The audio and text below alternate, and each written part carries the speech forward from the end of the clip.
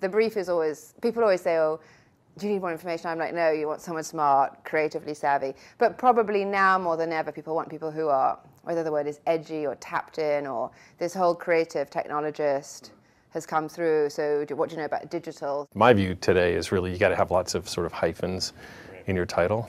You know, if you look at Hollywood, you know, Hollywood is about actor, writer, producer, director. More hyphens, the more perspective. I think that young planners need to experience more and need to go outside of whatever advertising, whatever you want to call it, our industry is, to see. I think seeing how people start businesses from the smallest business to the largest business is so important, because in many ways when you get into advertising, you never actually see entrepreneurialism. I think the most successful or the most inspirational planners are the planners who kind of give away their thoughts, knowledge, ideas for free. So the reason the people with prolific and well-manicured blogs are also popular planners and considered aspirational is because they are giving to the community. Obama qualities are essential in a planner today.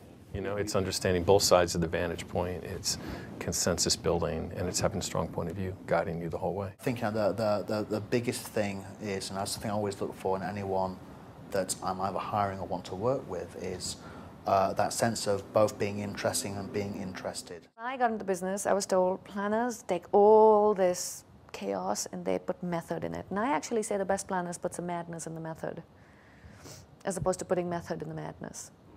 Because they take all the information, they take all these disparate pieces, right?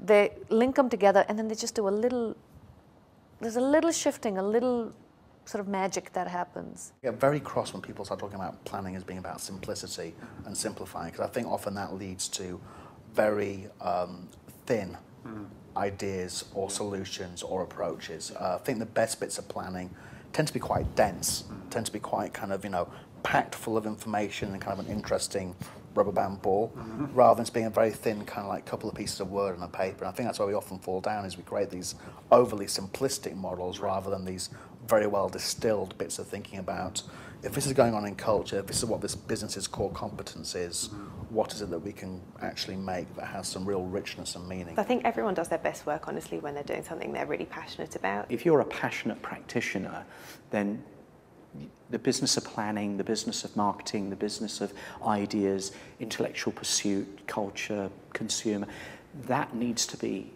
you know, your hobby as much as your day-to-day job.